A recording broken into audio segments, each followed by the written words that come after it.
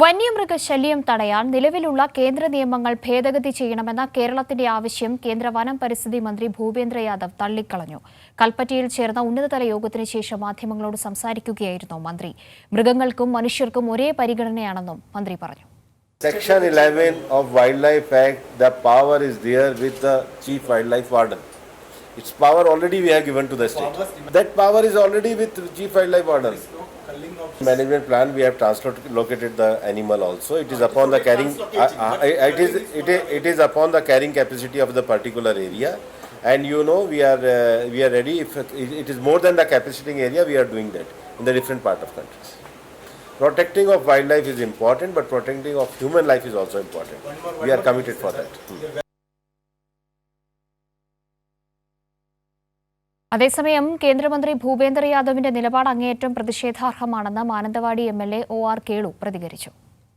കേന്ദ്രമന്ത്രി ഇന്ന് രാവിലെ വിളിച്ച യോഗത്തിൽ MLA നിലയ്ക്ക് ഞങ്ങളെ ക്ഷണിച്ചിരുന്നു. ഞങ്ങൾ പങ്കെടുത്തു. ഞങ്ങളുടെ അഭിപ്രായങ്ങളും വയനാട് ജില്ല നേരിടുന്ന വിഷയങ്ങളും ഒക്കെ തന്നെ മന്ത്രിയോട് സംസാരിക്കുകയും പിന്നീട് അത് രേഖാമൂലം കൊടുക്കുകയും ചെയ്തിട്ടുണ്ട്. ഭാവി ഫ്യൂച്ചർ കണ്ടുകൊണ്ടുള്ള ഒരു പ്രഖ്യാപനം മന്ത്രി നടത്തിയിട്ടില്ല. കാരണം കേരള ഗവൺമെൻറ്റിൻ്റെ 620 കോടിയുടെ ഒരു പദ്ധതി നേരത്തെ സമർപ്പിച്ചിരുന്നു. പിന്നെ അത് സംബന്ധിച്ച് അത് നൽകുമോ, സാമ്പത്തിക സഹായം നൽകുമോ നൽകില്ലയോ എന്നുള്ള കാര്യം സംബന്ധിച്ച് അദ്ദേഹം പറഞ്ഞിട്ടില്ല. അപ്പോൾ ഒരു കൃത്യമായിട്ടുള്ള ഒരു വ്യക്തത കിട്ടാതെയാണ് യോഗം അവസാനിച്ചിട്ടുള്ളത്.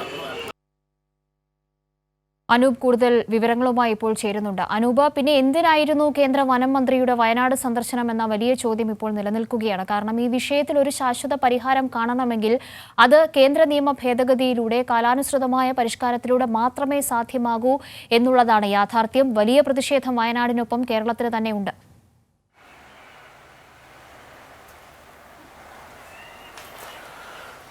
നമ്മൾ പ്രതീക്ഷിച്ചതുപോലെ തന്നെ കാര്യമായ ഒരു പദ്ധതി നിർദ്ദേശങ്ങളോ കേന്ദ്ര സർക്കാരിന്റെ ഭാഗത്തുനിന്ന് വയനാട് നേരിടുന്ന ഈ ഒരു വലിയ അതിരൂക്ഷമായിട്ടുള്ള ഈ ഒരു വന്യമൃഗ ശല്യം പരിഹരിക്കുന്നതിന് ഉതകുന്ന നടപടികളോ കേന്ദ്രമന്ത്രിയുടെ ഭാഗത്തുനിന്ന് ഉണ്ടായിട്ടില്ല എന്നുള്ളതാണ്.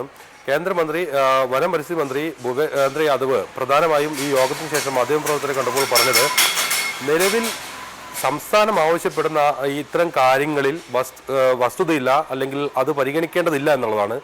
അത് നമ്മൾ സംസ്ഥാന നിയമസഭ പ്രമേയത്തിലൂടെ പാസാക്കിയ ഈ ചീഫ് വൈൽഡ് ലൈഫ് വാർഡന് നൽകിയിട്ടുള്ള അധികാരങ്ങൾ പ്രാദേശികമായി പരിഹരിക്കാൻ ഉതകുന്ന വിധത്തിൽ ചീഫ് കൺസർവേറ്റർ ഓഫ് ഫോറസ്റ്റ് തലത്തിൽ റീജിയണൽ CCF തലത്തിലേക്ക് ആ അധികാരങ്ങൾ മാറ്റണം എന്നുള്ളതായിരുന്നു. അതായിരുന്നു സംസ്ഥാനത്തിന്റെ പ്രധാനപ്പെട്ട ആവശ്യം. കാര്യം, നമ്മൾ ഒരു വന്യമൃഗ ആക്രമണം മറ്റും ഉണ്ടാകുമ്പോൾ ആദ്യം ചീഫ് വൈൽഡ് ലൈഫ് വാർഡനെ സമീപിക്കുകയും പിന്നീട് ഒരു വലിയ കാലതാമസം ഉണ്ടാവുകയും അദ്ദേഹം ഇത് കേന്ദ്ര സർക്കാരിലേക്ക് അരക്കുകയും ഒട്ടേറെ സങ്കീർണതകൾ അതുമായി ബന്ധപ്പെട്ടുണ്ടാവാറുണ്ടായിരുന്നു.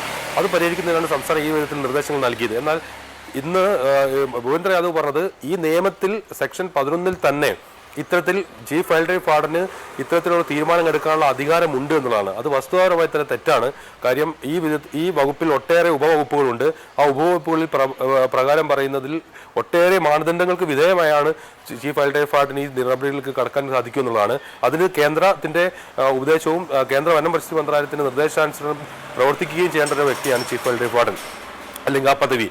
അതുകൊണ്ട് തന്നെ അതിൽ സങ്കീർണതകളുണ്ട്. എന്നാൽ ഈ സങ്കീർണതകളൊന്നും പറയാതെ അത് മറച്ചു വെച്ചാണ് ഈ നിയമത്തിൽ തന്നെ ഇതിനുള്ള വകുപ്പുണ്ടെന്നും സംസ്ഥാനത്തിന് ഇക്കാര്യങ്ങളിൽ തീരുമാനമെടുക്കാൻ അധികാരമുണ്ടെന്നും അദ്ദേഹം പറഞ്ഞത്. അങ്ങനെയെങ്കിൽ സംസ്ഥാനത്തിന്റെ മുഴുവൻ താല്പര്യത്തെയും തടസ്സപ്പെടുത്തുന്നുകൊണ്ടല്ല, അതിനോട് ഒരു തരത്തിലുള്ള അനുകൂലമായിട്ടുള്ള ഒരു മനോഭാവം സ്വീകരിക്കാതെയാണ് അദ്ദേഹം ഈ മറുപടി പറഞ്ഞത് എന്ന് മനസ്സിലാക്കേണ്ടി വരും. മറ്റൊന്ന് നഷ്ടപരിഹാരം സംബന്ധിച്ചുള്ളതാണ്. നഷ്ടപരിഹാരം സംബന്ധിച്ചും മന്ത്രി വസ്തുതാപരമായ പിശക് വരുത്തി. 10 ലക്ഷം രൂപയാണ് ഇത്തരത്തിൽ നഷ്ടപരിഹാരം നൽകുന്നത്. എന്നാൽ അത് കേന്ദ്ര സർക്കാരാണ് നൽകുന്നത് എന്ന് അദ്ദേഹം പറയുകയുണ്ടായി. സംസ്ഥാനം പ്ലാൻ ഫണ്ടിലൊക്കെ ഉൾപ്പെടുത്തിയാണ് ഇത്തരത്തിൽ വലിയ സാമ്പത്തിക പ്രതിസന്ധികൾക്കിടയിലും ഇത്തരത്തിൽ സാമ്പത്തിക സഹായം യഥാവിധി, യഥാക്രമം, യഥാസമയം ഇത്തരത്തിൽ നഷ്ടപരിഹാരമെല്ലാം കൈമാറുന്നത്. ഇത്തരത്തിൽ അതോടൊപ്പം ഈ 650 കോടി രൂപയുടെ ഒരു പ്രൊപ്പോസൽ സംസ്ഥാനത്തിൽ ആകെ ഇത്തരത്തിൽ വന്യമൃഗ ശല്യം നേരിടുന്നതിനായി കേന്ദ്രത്തിലേക്ക് സമർപ്പിച്ചിരുന്നു.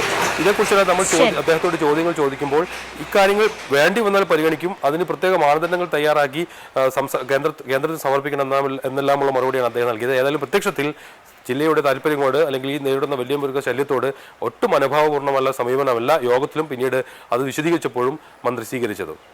ശരി, എന്തായാലും കേന്ദ്രമന്ത്രി ഭൂപേന്ദർ യാദവിന്റെ ഈ നിലപാടിനോട് വലിയ പ്രതിഷേധവും പ്രതികരണങ്ങളും ഇപ്പോൾ ഉണ്ടായിക്കൊണ്ടിരിക്കുകയാണ്. വിവരങ്ങളാണ് വയനാട്ടിൽ നിന്നും അനൂപ് KR നൽകിയത്.